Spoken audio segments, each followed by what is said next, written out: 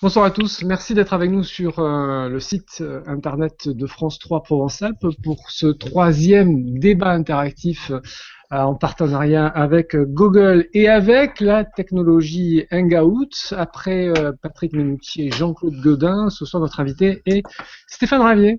Bonsoir Monsieur Ravier. Bonsoir Monsieur Bézère. Tête de liste pour les élections municipales de Marseille évidemment et pour le Front National, vous-même candidat dans les 13e et 14e arrondissements de la ville de Marseille. 4 internautes sont avec nous pour vous poser des questions, toutes les questions évidemment sans réserve. Benoît Candon est avocat, Julien Butner est étudiant en journalisme, Michel Bracton habitué puisque c'est son 3e rendez-vous avec nous. Il a 49 ans et il est photographe. Et enfin, Michael Sertour a 27 ans et il est agent technique au SDIS pour le département des Bouches-du-Rhône. Et nous allons attaquer immédiatement avec Benoît Candon. Bonsoir maître. Stéphane Ravier vous écoute. Bonsoir.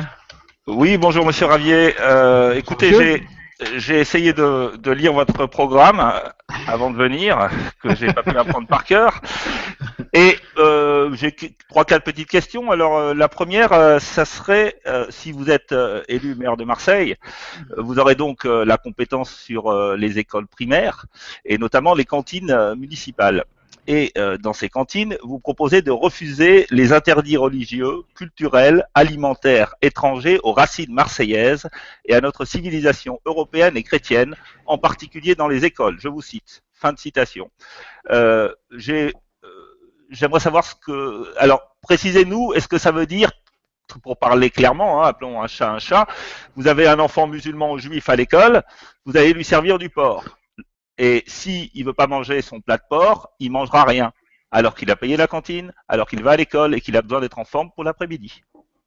Stéphane Ravier, c'est clair. Oui, on ne peut plus clair, on rentre dans le débat de façon très percutante. Écoutez, nous appliquerons tout simplement les lois, la loi constitutionnelle, une des lois constitutionnelles de ce pays, qui est la loi sur la laïcité. Et elle doit concerner aussi les écoles et les cantines dans ces écoles. Et je rappelle que la cantine n'est pas obligatoire et que si les plats qui y sont servis en respectant cette laïcité ne conviennent pas aux enfants, enfin surtout aux parents, parce que c'est eux qui gèrent, je pense, la vie de leurs enfants, et notamment ce qu'ils peuvent consommer dans une cantine publique. Mais celui qui a le ventre vide, monsieur, excusez-moi, c'est l'enfant, c'est pas le parent. Et les menus sont présentés, je dirais, en avance. On ne les découvre pas le jour même. Je pense que si les parents ne souhaitent pas se conformer à la loi sur la laïcité qui doit s'appliquer à tous, ils auront la liberté, eh bien, je sais pas moi, de garder leur enfant. Encore une fois, la cantine n'est pas obligatoire. Oui, alors on le sait, c'est un service public, monsieur, c'est un service public facultatif. Alors, ils pourront garder leur enfant chez eux, s'organiser en conséquence s'ils préfèrent privilégier D'accord. Donc leurs convictions religieuses au détriment de l'éducation de leur enfant, c'est leur droit, c'est leur choix. Vous croyez en Dieu, monsieur Ravier? Est-ce que vous croyez en Dieu? Est-ce que vous croyez en Dieu? C'est une question. Alors, moi, je suis candidat pour être candidat à la mairie de Marseille, pas pour être évêque. Oui, d'accord, mais il me semble que vous parlez souvent de Marseille, capitale de la chrétienté. Alors, donc vous faites allusion vous-même à Dieu. Et à partir de là, je me dois de respecter les lois de la République qui s'appuient sur la laïcité. Mais si je suis un responsable politique laïque, je ne suis pas amnésique. Et j'ai le souvenir de l'histoire de cette ville, de ce pays, et qui doit nous rappeler que ses racines, à moins qu'on doit le nier, sont sur le plan religieux, sont chrétiennes. Je crois que c'est Notre-Dame de la Garde qui veille sur tous ses enfants, quels qu'ils soient, et quelle que soit leur origine, et qu'ils soient musulmans, qu'ils soient juifs, qu'ils soient shintoïstes, qu'ils soient chrétiens, qu'ils soient agnostiques. Et c'est une réalité. Donc moi, je trouve tout à fait logique, cohérent, comme le font de tous les pays du monde de défendre ou de faire la promotion de notre identité, et cela passe. D'accord. Donc vous nous dites que la bonne mère, Maître Condon. J'ai fini. Non, mais on va passer à un autre internaute. Je voudrais pas que l'on croit que je ne veux pas répondre à cette question. Non, c'est moi qui reprends la main. Maître Condon, évidemment, on revient vers vous. Ne vous inquiétez pas, vous avez la possibilité de poser des questions. Non, mais j'aimerais qu'on fasse, voilà. Non, mais restez là, hein. J'aimerais qu'on fasse un tour de table, si je puis dire, parce que vous avez parlé des cantines, et on poursuit donc ce hangout avec Julien Butner, étudiant en journalisme de 25 ans. Julien, Stéphane Ravier vous écoute. Bonsoir, Julien. Oui, bonsoir, monsieur Ravier. Je ne voulais pas écorcher votre nom, le prénom était très clair. D'accord. Alors, on a beaucoup entendu Jean-Claude Gaudin et Patrick Minucci sur la vente du stade Vélodrome. Vous vous placez comment, vous, par rapport à cela? On vous a pas entendu sur ça. Ah ben c'est parce que on ne m'a pas demandé mon avis. Bah, je demande. Mais je suis un supporter de l'OM, un enfant de Marseille, et il y a des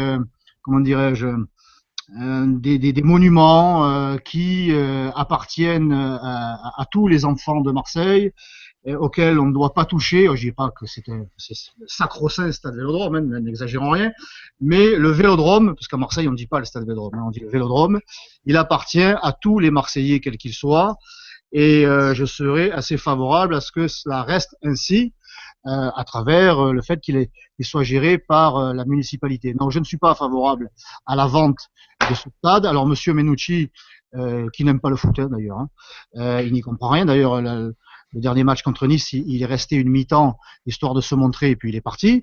Remarquez, vu la qualité du match, on ne peut pas lui en vouloir. Mais toujours est-il que il nous dit, bon, en vendant le stade, ça va nous permettre bien d'alléger le coût qui est celui d'aujourd'hui. Financer les rythmes scolaires. Pour financer les rythmes scolaires, c'est ça.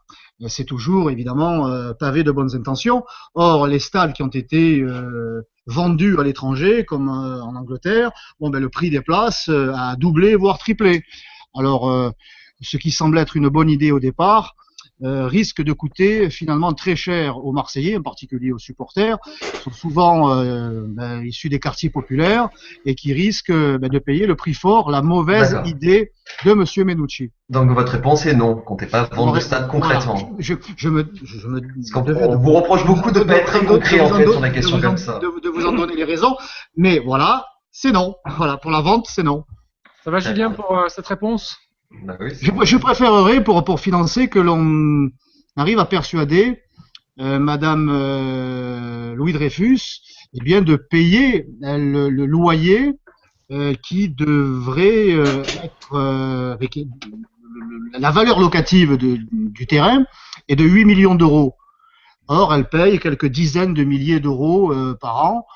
Une somme dérisoire. Je crois qu'il faudrait convaincre Madame Louis Dreyfus de faire un effort, parce que je suis persuadé qu'elle aime Marseille et qu'elle veut participer à son développement pour payer les rythmes scolaires ou les infrastructures sportives qui nous manquent ici dans cette ville cruellement. Eh bien voilà, qu'elle mette un petit peu la main à la poche et qu'elle nous verse ce qu'elle nous doit. Michel Braque, un habitué de ces hangouts. Michel. Oui, bonsoir monsieur Stéphane Ravier.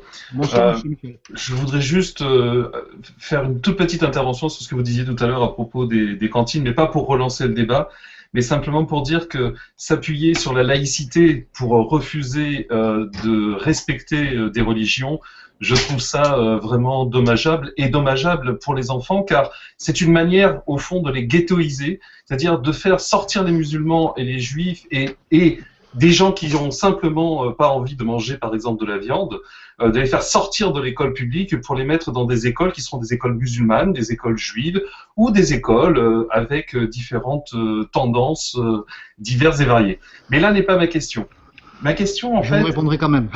Si vous voulez, mais ma question, elle est un petit peu différente.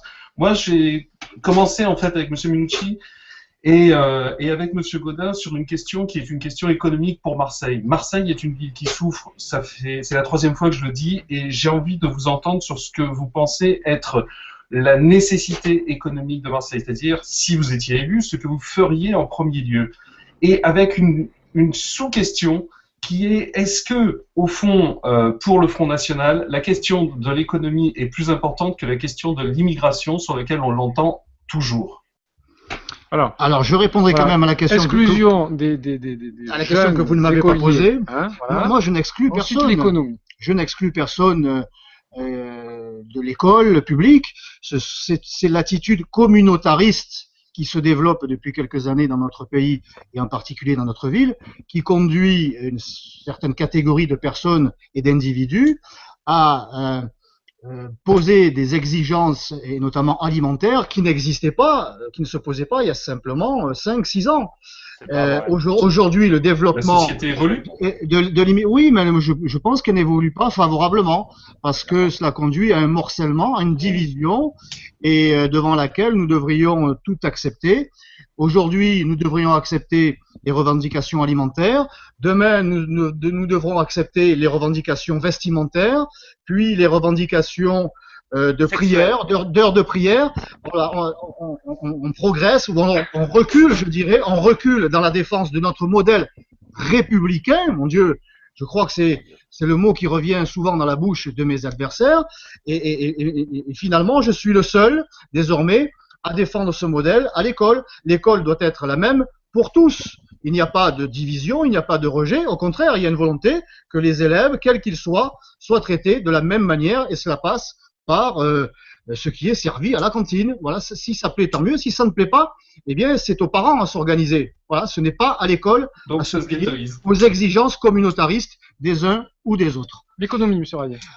Alors, écoutez, Marseille souffre, ça c'est pas un scoop malheureusement. Vous me demandiez si l'économie était importante, plus importante que l'immigration. L'immigration a une conséquence sur l'économie et sur la souffrance en matière économique que nous subissons. Lorsque l'on accueille, à Marseille en particulier, mais sur l'ensemble du pays, toute la misère du monde, ou en tout cas une grande partie de la misère du monde, qu'il faut loger, qu'il faut soigner, qu'il faut instruire, et qu'il faut trouver du travail, alors que de tout ça, nous en manquons. Et il est clair que l'économie ne peut qu'en souffrir davantage. Nous sommes en souffrance de 30 000 demandes, 30 000 logements sociaux. Nous avons 15% de chômeurs et 26% de pauvres. Nos écoles sont surchargées et l'on continue malgré tout à accueillir, au nom de principes qui ont été rédigés il y a plus de 2 siècles, au nom d'une morale des droits de l'homme, à accueillir toute cette misère, mais qu'il faut à un moment donné entretenir, puisqu'elle est démunie de tout. Si elle vient dans notre pays, c'est bien parce qu'il y a une souffrance dans leur pays d'origine qui les conduit chez nous, espérant trouver un Eldorado qui n'existe pas. Bon, alors ça c'est une réalité. Personne ne veut en prendre compte, sauf nous. Moi, je continue à le dire parce que c'est une réalité. Il suffit d'ouvrir les yeux. Voilà, il faut être vraiment idéologue pour contester que l'immigration coûte à ce pays et en particulier à Marseille. Alors que ferait le Front National au niveau municipal? Il respecterait la loi, hein. Ça, je tiens à le rappeler. Et en matière d'immigration, nous cesserions de financer la nébuleuse associative immigrationniste qui encourage l'immigration. Ça aurait un petit impact, mais un impact quand même. Et puis ensuite, eh bien, écoutez, je crois que pour que l'activité économique redémarre dans cette ville, il faut que les politiques soient libres d'agir. Or, dans cette ville, la municipalité n'a pas la liberté d'agir puisqu'elle doit rendre compte, passer par un certain nombre d'associations, d'organisations, comme FO à la ville, et on voit bien que la situation est figée. Donc il faut d'abord se libérer de ces contre-pouvoirs ou de ces anti-pouvoirs pour prendre vraiment le taureau par les cornes, et à partir de là, eh bien, libérer le foncier, ne pas décourager les entrepreneurs par une fiscalité délirante, confiscatoire, qui ne concerne pas que les entrepreneurs, mais les ménages aussi, et puis rétablir la sécurité dans cette ville, parce que les Marseillais ne prendront pas les transports en commun, ils ne consommeront pas et les entrepreneurs ne viendront pas dans cette ville tant qu'il y aura cette réalité de l'insécurité qui vire à la barbarie. Même les joueurs de l'OM sont braqués chez eux, donc ça donne pas envie aux entrepreneurs de venir s'installer ici. Alors, il faut des transports aussi, il faut des écoles, il faut des crèches pour pour ceux qui pourraient venir s'installer dans notre ville. Alors, on va retrouver Michael, que nous n'avons pas encore entendu. C'est un agent technique du SDIS. On revient vers vous, Michel. C'est juste une remarque. Rapidement. C'est juste une remarque, c'est que lorsque l'on parle de l'immigration 2 siècles, il faut absolument abandonner tout ça. Par contre, lorsqu'on parle de la religion, 2000 ans de chrétienté, il faut absolument le maintenir et ne pas respecter les autres religions. Je trouve ça étonnant. Mais qui ne respecte pas les autres religions? Moi, je respecte les autres religions, cher monsieur. Non. Je les respecte. En leur permettant pas. Je veux les traiter sur le même pied d'égalité. Voilà, mais ça ne doit pas. Je ne pense pas que ça soit contradictoire que de rappeler que cette ville a des racines chrétiennes. Quand vous allez dans tous les pays. Non, monsieur, cette ville a d'abord des racines grecques et romaines. Et notamment pas seulement chrétiennes. Et notamment musulmans. Vous savez, dans les pays musulmans, il est interdit qu'une église soit aussi haute qu'un minaret, et ça n'offusque personne. C'est leur tradition, c'est comme ça. Il faut les accepter. Dans les pays musulmans, les femmes doivent être voilées. Il faut faire évoluer les choses dans les pays musulmans aussi. Moi, ça ne me choque pas. C'est leur tradition, c'est leur coutume, c'est leur code. Eh bien, nous ici à Marseille, nous avons nos traditions, nos coutumes, nos codes qui passent par, eh bien, ma foi, un rayonnement chrétien sans doute un peu plus important que les autres. Allez, on va écouter. Ça n'entraîne pas la haine ou le rejet des autres. On va écouter Michael Sertour, 27 ans, agent technique au SDIS pour le département des Bouches-du-Rhône. Michael, c'est à vous. Michael, est-ce que vous nous entendez? On vous voit en tout cas. En revanche, on n'a pas le son. Vous m'entendez là? Très bien, Michael. Allez-y. En fait, je voudrais savoir au sujet des bidonvilles qui grandissent de plus en plus dans notre ville, qu'est-ce que vous comptez faire? Parce que bon, ça entre guillemets enlaidit notre ville et sans pour autant les délocaliser dans les communes aux alentours. Donc j'aimerais savoir ce que vous comptez faire pour cela, tout simplement. Là, nous avons là le résultat, le début. Hein, ce n'est qu'un début. Ce n'est qu'un début. L'effacement des frontières qui permet aujourd'hui à la Roumanie et à la Bulgarie, eh bien, en tout cas à ses ressortissants, Rome en particulier, de se déplacer partout dans l'Union, en tout cas dans l'espace Schengen, et notamment en France, et plus précisément à Marseille. Voilà l'idéologie européiste et mondialiste de Jean-Claude Gaudin, puisqu'il a signé ces accords en tant que sénateur, et Menucci, qui soutient ce gouvernement et qui est député. Voilà les deux responsables d'une situation anarchique qui veut que, eh bien voilà, la misère est importée chez nous, et on assiste à ces multiplication de campements, surtout d'ailleurs dans les quartiers nord, pas trop du côté de Mazargues. Bon, mais ça viendra. Je ne le souhaite pas, mais si nous ne changeons pas de politique, ça se développera. Eh bien, écoutez, moi, en tant que maire, encore une fois, je n'aurai les pouvoirs que de ceux du premier magistrat de la ville. Je ne suis pas député, je ne suis pas préfet, je ne suis pas premier ministre. Bon, eh bien, j'utiliserai mon devoir de préserver la salubrité publique.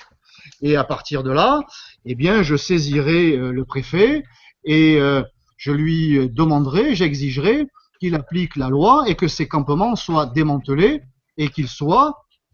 Mais écoutez, tant pis pour les villes qui auront mal voté et qui devront accueillir ces campements qui, à Marseille, ne seront pas plus tolérés. Voilà, je crois que nous voyons régulièrement devant ces campements des camions, des véhicules de médecins du monde, et régulièrement les médecins tirent la sonnette d'alarme sur les risques épidémiologiques, et la municipalité manifestement ne s'en émeut pas.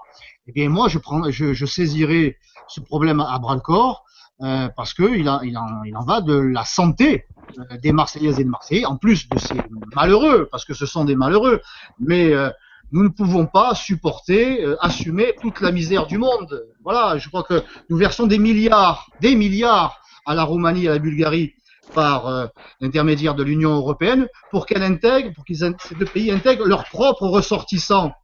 Et non seulement ils ne le font pas, mais en plus ces ressortissants viennent chez nous.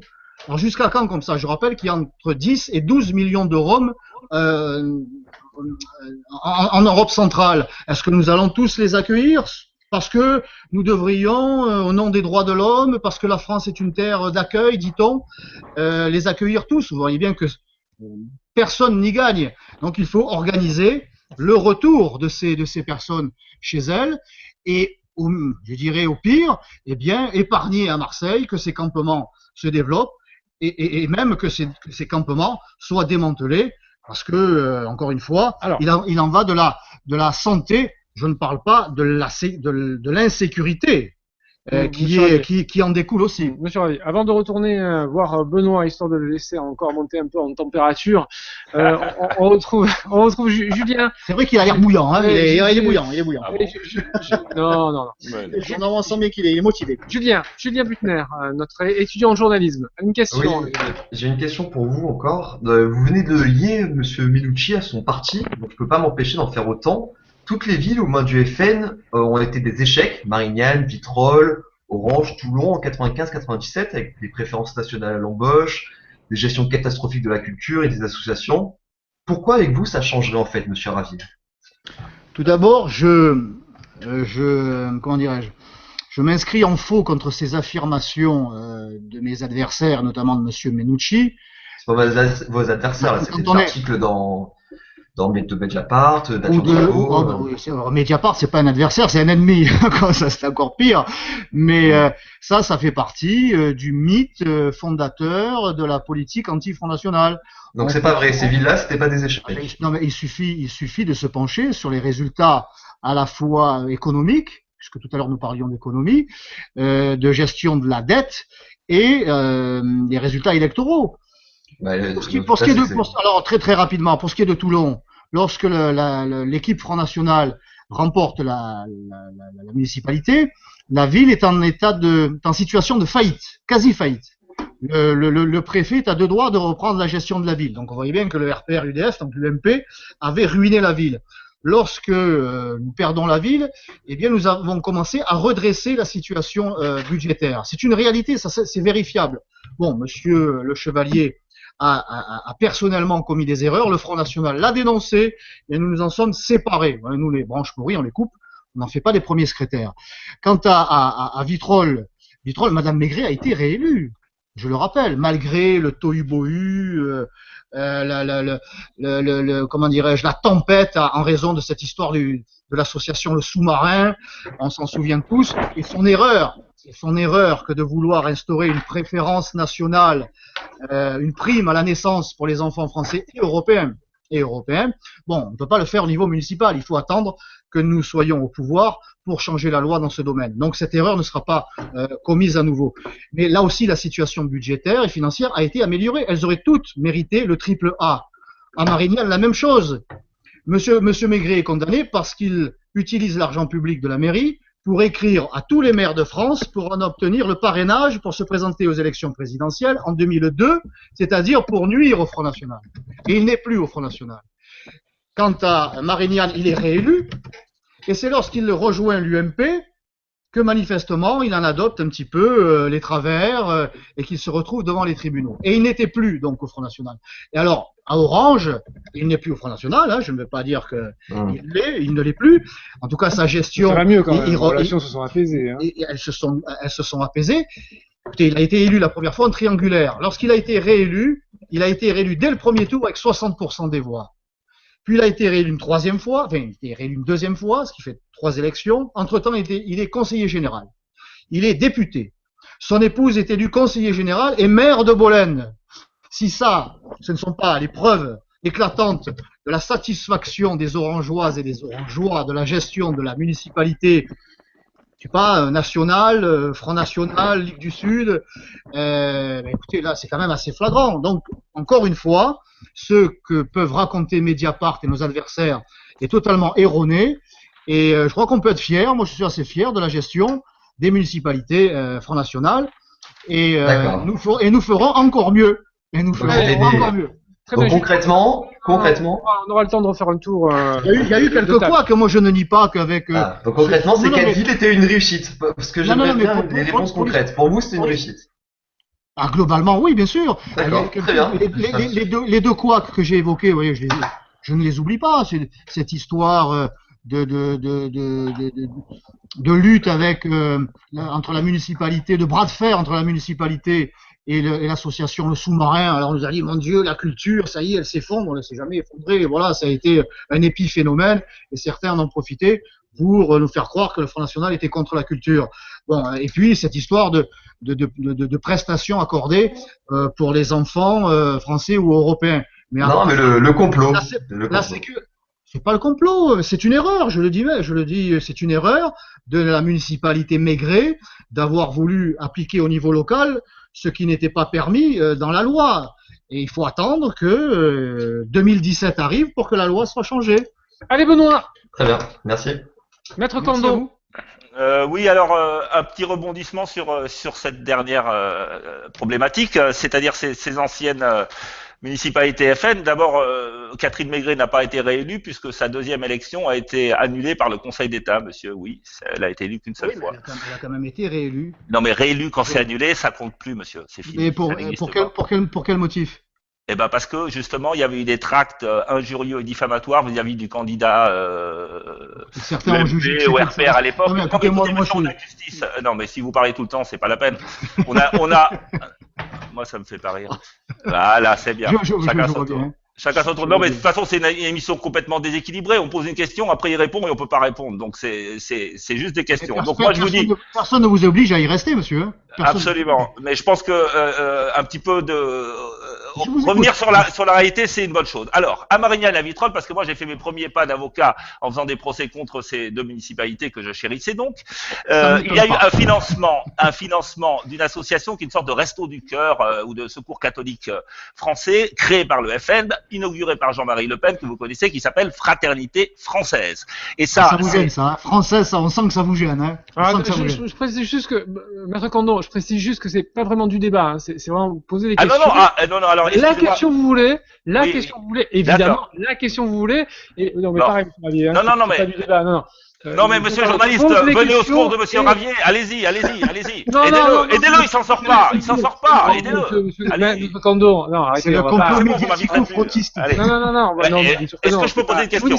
Oui, alors, je pose la question. Alors, je suis tout. D'accord. Alors, l'expérience de la gestion FN des municipalités de Marignane et de Vitrolles montre que dans celle-ci, des politiques discriminatoires ont été menées en matière sociale, avec la création et le financement à donf, c'est-à-dire subventions plus locaux gratuits et les fluides, et j'en passe, d'associations qui ne réservaient leur secours qu'aux Français, avec la prime de naissance de Catherine Maigret qu'on connaît. Aujourd'hui, vous la reniez, mais c'est tout à fait votre programme. Je viens de le confesser. Je suis désolé. Non, mais vous pouvez ne pas me couper la parole, c'est la moindre des choses quand même. Ça va arriver sur un point d'interrogation. Voilà. Donc, ça a été. Moi, l'expérience que j'en connais, c'est quelque chose d'absolument atroce. Tous les agents municipaux l'ont très mal vécu. Il y a eu des déprimes, des départs, et il y a eu des embauches de gens complètement incompétents. Alors, tout ça, ça nous fait quand même bien rire. On se demande quelle crédibilité vous avez, parce que de la gestion de ces villes FN, il n'en ressort rien. Sinon, on les ennuie avec la justice de leurs anciens dirigeants. Et par exemple, monsieur Simon Pierry, l'ex-maire de Marignane FN, a des ennuis à cause de sa gestion du temps du FN. Donc, vous avez beau taper sur l'UMP, le PS et tout ça, je suis d'accord, ils sont pas très clean, tous ces gens-là, mais vous faites pas mieux. Et, a priori, l'expérience montre que vous pourriez faire pire. Alors, en économie, vous nous dites question que vous désirez lutter contre la pollution, parce qu'à Marseille, on vit moins longtemps. On va changer un peu de sujet, il y en a marre de l'immigration maintenant. Donc, on vit mal, on vit 8 mois de moins, parce que on bouffe plein de pollution, notamment la pollution automobile, qui est extrêmement grave. On est tous d'accord, je suis tout à fait heureux de voir que vous en faites un fer de lance de votre campagne. Cependant, vous enchaînez, monsieur, en disant il faut développer les places de stationnement pour les voitures. Et alors ça, vous le déclinez partout, parce que vous savez que le Marseillais a des galères pour se garer et qu'il aimerait vraiment des places de stationnement. Or, vous ne pouvez pas faire les deux en même temps. Donc, comment voulez-vous réduire ma question? Comment voulez-vous réduire la pollution tout en développant le parc de stationnement des voitures? Voilà, c'est très clair. Je ne vois pas où est la contradiction. Alors, je vais pas revenir sur les mairies, monsieur Simon Pierry. Non, mais on parle des voitures, là. Non, mais bon, je peux pas vous laisser non plus affirmer une erreur. Voilà. Une contre-vérité. La gestion FN, ça marche. Voilà, elles auraient toutes mérité le triple A. La sécurité s'était améliorée et nous avons eu affaire, à des organisations politiques qui ont mené une lutte politique et qui n'avaient rien à voir avec la gestion des municipalités. Pollution et voiture. Je ne vois pas ce qu'il y a de contradictoire à proposer des places de stationnement, et notamment aux abords des métros et même en ville. Cela permettrait il faut, non mais tout doit se tenir. Il faut des transports en commun. Tant qu'il n'y a pas, tant que vous aurez une vingtaine de stations de métro dans la deuxième ville de France, tant que vous aurez un tramway qui, dans sa grande partie, double un métro existant, tant que vous aurez ces aberrations de gens intelligents, hein. Parce que, non, ils sont pas intelligents. D'après ce que, en tout cas, ils ont des diplômes. Ils sont pas au Front National. Donc, vous savez bien, vous venez de le rappeler, les abrutis, c'est le Front National. Ce qui veut dire que logiquement, les autres devraient être beaucoup plus performants. Bon, ben, vous voyez, comme quoi, l'UMP et le Parti Socialiste, à Marseille en particulier, ont fait preuve d'aberration en matière de développement des transports et qui conduit tout ça conduit les automobilistes à être considérés comme des véritables délinquants. Alors, moi, je crois que ce ne sont pas des délinquants. S'ils prennent leur véhicule, c'est parce que dans les transports en commun, quand ils existent, eh bien, ils ne s'y sentent pas toujours en sécurité. À partir de là, il faut développer les transports en commun. Il faut finir cette EL2 qui est un projet qui date de 70 ans. Monsieur Fillon, en 2007, le Premier ministre, cher au cœur de Monsieur Gaudin, nous avait promis qu'il la terminerait. Il ne l'a pas terminée. Aujourd'hui, c'est Monsieur Hérault, que soutient Monsieur Menucci, qui nous l'a promis. Alors, les promesses n'engagent que celles et ceux qui les écoutent, surtout avec l'UMPS. Bon, ben voilà, c'est ce chantier-là. Vous voulez développer le métro aussi. Vous voulez développer la ligne de métro, non? Aussi. Vous voulez développer la ligne de métro, c'est un projet important pour vous. Non, mais tout le monde est d'accord là-dessus. Je crois que même vous. Avec quel argent, monsieur? Comment vous allez faire? Ça coûte 450 millions. C'est ce que j'allais vous dire. C'est ce que j'allais vous dire. Nous sommes tous d'accord pour améliorer les transports en commun, pour qu'il y ait une station de métro tous les 500 mètres. Moi aussi, je peux vous en faire des propositions démagogiques. C'est ce que vous faites dans votre programme. Vous ne chiffrez pas. C'est votre avis. C'est votre avis. Mais c'est pas marqué, hein. Je l'ai là. Hein. Nous avons. Mais les chiffres, ça sert à quoi? Les autres nous en donnent des chiffres. Ça sert à quoi? Vous dites que vous n'augmentez pas les impôts. Comment voulez-vous payer ça? Ils ne les tiennent jamais. Les autres, c'est vrai, mais vous n'allez pas faire mieux. Ils nous donnent des chiffres. Alors, ça fait sérieux. Vous voyez comme on a bien travaillé. Mon Dieu, on a sorti notre calculette, on a fait des tours. Oui. Mais ça ne tient. C'est ça la gestion, monsieur. Non, moi, je ne suis pas là pour vendre du rêve. Je prends la réalité en compte. La réalité, c'est quoi? Vous le savez vous-même. C'est 1,8 milliard d'euros de dette. C'est plus d'1 milliard à la communauté urbaine. Ça veut dire que les Marseillais sont endettés, ils ne le savent sans doute pas, à hauteur de 3 000 euros chacun, grâce à la formidable gestion de Jean-Claude Gaudin, Monsieur Caselli. Bon, eh bien, tout ça, c'est évidemment un boulet. Au niveau national, c'est 1900 milliards d'euros de dette. Alors, quand on est dans cette situation-là, on ne peut pas promettre la Lune. Alors moi, j'aimerais qu'il y ait des métros, mais pour l'instant, ça va être difficile. Ça va être très difficile. Il reste 8 minutes. Je suis évidemment favorable. Monsieur Ravi, il reste 8 minutes d'émission et j'aimerais qu'on retourne effectivement voir et entendre, écouter Michel Braque et Michael Sertour. Donc, question courte, réponse courte, de manière à ce que on puisse faire encore à nouveau un mini tour de table. Michel, c'est à vous. Alors, je vais faire une question très très courte. Il est probable que le Front National, il semble probable que le Front National n'arrive pas en tête des élections à Marseille. Je le souhaite. C'est pas de la divination, hein, c'est ce que disent les sondages, etc. Et moi, j'aimerais savoir ce que vous feriez si effectivement vous n'étiez pas en tête au premier tour. Est-ce que vous vous maintiendrez ou pas? Et si vous ne vous maintenez pas, vers quelle consigne de vote donnerez-vous? C'est-à-dire, est-ce que vous chercherez à faire gagner M. Gaudin ou est-ce que vous chercherez à faire gagner M. Menucci, si ces deux candidats qui sont vraisemblablement les deux qui seront les mieux placés, arrivés en tête? Écoutez, entre le dépôt de bilan, le bilan qui est un dépôt de bilan de Jean-Claude Gaudin, et la faillite socialiste déjà subie en raison de la calamiteuse politique gouvernementale si chère à M. Menucci, entre ces deux fléaux, je n'aurai pas à choisir. Je n'aurai pas à me positionner parce que nous serons la liste Marseille Bleu Marine, que j'ai l'honneur de conduire sur l'ensemble de la ville et dans le 7e secteur. Les listes Marseille Bleu Marine seront toutes au deuxième tour. Toutes, j'en prends le pari, peu risqué, voire pas risqué du tout, donc je n'aurai pas à choisir. Non, moi je n'ai pas à faire la courte échelle, ni à M. Gaudin, ni à M. Menucci, je fais la courte échelle aux Marseillaises et aux Marseillais, c'est eux qui m'intéresse. C'est à eux que je m'adresse. Je leur dis que côté Front National, et notamment dans le 7e secteur, dans les 13e et 14e, eh bien, c'est permettre la défaite de la gauche. Et à partir de là, le Front National aura un groupe et il travaillera à la mairie. Nous ne serons pas là pour bloquer la situation. Elle est déjà assez bloquée comme ça. Et nous travaillerons dossier après dossier. Si je devais ne pas être le maire de Marseille, je dois l'envisager. Eh bien, le maire qui sera, ou celui qui aura pris place sur le fauteuil, dans le fauteuil de maire, eh bien, nous lui ferons comprendre, si je tiens d'ores et déjà à le rassurer ce soir, que nous travaillerons dans l'intérêt général, pour tous les enfants de Marseille, quels qu'ils soient. Et encore une fois, je n'ai pas à sauver le soldat Jean-Claude ou le soldat Patrick, parce que les listes Marseille, Bleu Marine seront tous au deuxième tour et nous aurons des élus. Je vais peut-être affiner la question, mais très rapidement. Hein. Si vous avez entre 5 et 10 conseillers municipaux au conseil municipal, c'est-à-dire que ce soit Patrick Menouchi, soit Jean-Claude Gaudin, les deux seront en majorité relative, si je puis dire. Oui, c'est une chance, voilà. C'est une grande chance. Qu'est-ce que vous allez faire de ce pouvoir énorme?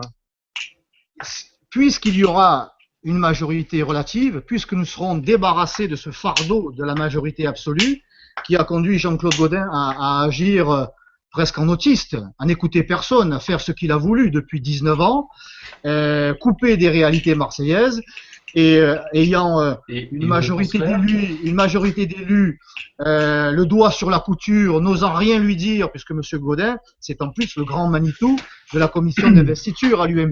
Donc personne n'osait lui dire quoi que ce soit, personne ne l'a alerté sur la sécurité, personne ne l'a alerté sur la fiscalité qui est un... Mais est-ce que vous allez faire une réponse claire? Donc nous, en mairie centrale, puisque nous ferons pencher la balance, eh bien nous la ferons pencher du bon côté. Nous secourons le cocotier, nous forcerons la majorité relative à nous écouter, c'est-à-dire à écouter tous les Marseillais, parce que nous ne serons pas des demi-élus, et nous travaillerons dossier après dossier. Avec 5 élus, vous représenterez tous les Marseillais. Et contre l'un. Non, mais nous sommes aussi Marseillais, nous ne sommes pas des demi-Marseillais. Bon. Et nous ne serons pas des demi-élus, accordez-moi au moins ça. Et nous porterons la voix de nos électeurs, qui ne sont pas des pestiférés, pas encore, je crois, et nous écoutons, nous lirons les dossiers, nous écouterons, et puis nous nous ferons entendre. Nous adresserons au maire en disant, monsieur le maire, écoutez, là, ça va pas. Là, nous estimons qu'il faut faire un effort en matière de fiscalité. C'est plus possible d'augmenter les impôts. C'est insupportable. S'il ne fait pas l'effort, vous voterez contre, avec donc. Évidemment, nous voterons dans le seul intérêt général des Marseillais. Nous n'aurons pas une attitude partisane. Ça sera l'intérêt des Marseillais d'abord. C'est très clair. Dernière question avec Michael. Michael, nous vous écoutons. Oui, vous parlez souvent de l'insécurité qu'il y a dans les transports en commun et j'aimerais savoir comment vous comptez régler ce problème. Alors nous apporterons notre pierre municipale, encore une fois. Jean-Claude Gaudin répétait il y a encore quelques temps que la sécurité, c'est une fonction régalienne de l'État, que c'est à l'État d'assumer cette action. Il ne se souvient pas que c'est son gouvernement, sous Nicolas Sarkozy, qui a réduit considérablement les effectifs de la police nationale, et notamment de 400 policiers à Marseille. Alors aujourd'hui, il tire à boulet rouge sur le gouvernement socialiste, mais il n'a rien trouvé à redire lorsque Claude Guéant réduisait le nombre de policiers à Marseille, alors que la situation était déjà critique. Bon, eh bien, puisque l'État ne vient pas à notre aide, n'assume pas sa responsabilité, puisqu'il ne nous vient pas en aide, eh bien, nous avons ici les moyens d'agir. Nous avons une police municipale qui, pour l'instant, est cantonnée dans un rôle de verbalisation, et notamment de l'automobiliste. Eh bien, cette police municipale, nous allons tripler les effectifs, un nouveau recrutement, une nouvelle formation pour une nouvelle mission. Nous allons l'armer avec une formation, hein. Ça ne sera pas des cow-boys, comme disent certains. Armée. Quand vous avez en face de vous des individus qui utilisent des kalachnikovs, je ne vois pas ce que vous pouvez faire avec un flashball. Alors voilà toute la contradiction et l'action dangereuse de Jean-Claude Gaudin. Il remet des flashballs aux policiers municipaux, puis en même temps il leur donne des gilets pare-balles. Ce qui veut bien dire qu'en face, ils n'utiliseront pas des flashballs, des balles en caoutchouc. Donc il expose là nos policiers municipaux. Mais moi, les policiers municipaux, je souhaite qu'ils soient armés et qu'ils soient déployés sur l'ensemble de la ville, dans les noyaux villageois, pour protéger les commerces et pour protéger l'activité économique de nos noyaux villageois, dans les cités, devant les écoles et dans les transports. Je crois qu'il faut trouver un accord avec le président de la RTM pour qu'il y ait une police municipale qui, on le sait, hein, on connaît la cartographie de l'insécurité à Marseille, même si elle se déplace, elle est très mouvante. Eh bien, il faut travailler encore une fois tous ensemble. Allez, tous ensemble, comme dirait Maître. Dans l'intérêt général, voilà, dans l'intérêt général, il faut agir. Nous avons les moyens d'agir. Jean-Claude Gaudin s'y refuse. Quant à Patrick Menucci, lui, il est encore dans son délire idéologique, cher à la gauche. Julien, très rapidement, une dernière question, et Stéphane Ravier, s'il vous plaît, voilà, réponse courte. D'accord, rapidement. 2 minutes maximum. Allez, très rapidement, Julien. Concrètement, j'aimerais des réponses concrètes. Vous avez souvent critiqué l'influence de la CGT sur le port. Demain, si vous êtes maire, comment vous comptez négocier avec les syndicats? Vous allez rentrer en conflit encore avec les syndicats? Dans le concret, dans la gouvernance de Marseille. Que faut-il faire alors? Continuer à accepter l'inacceptable? Je vous demande concrètement, vous allez rentrer en conflit et tout va se bloquer? Non, moi je ne souhaite pas qu'il y ait de conflit. Je souhaite, encore une fois, que l'ensemble des acteurs économiques, syndicaux, associatifs, culturels aussi, cessent d'agir, pour certains, pas tous, hein, mais pour certains, cessent d'agir pour leurs intérêts, leurs petits intérêts personnels, et qu'il y ait une prise de conscience générale, et que chacun se dise, bon, maintenant ça suffit, ces systèmes, ces arrangements, ces combines mis en place il y a 30 ans et qui se sont développés ou en tout cas ont été confortés sous l'ère de Jean-Claude Gaudin. Il en a même été décoré de la carte d'honneur, qui est une carte de déshonneur remise par le patron des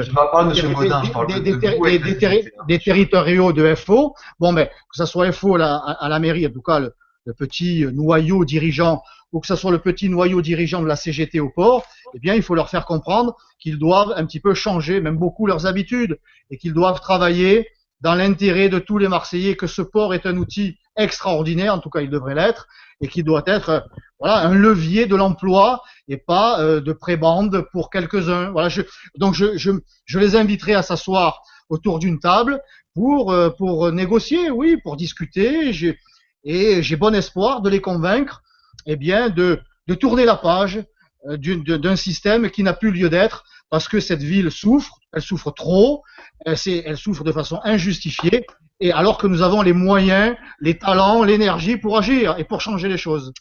Bon, pour faire ça, vous allez rentrer en conflit. Merci beaucoup. Ah ben ça sera la volonté des syndicats. Moi, je souhaite discuter, négocier. S'ils ne sont pas d'accord, ils prendront leurs responsabilités, je prendrai les miennes.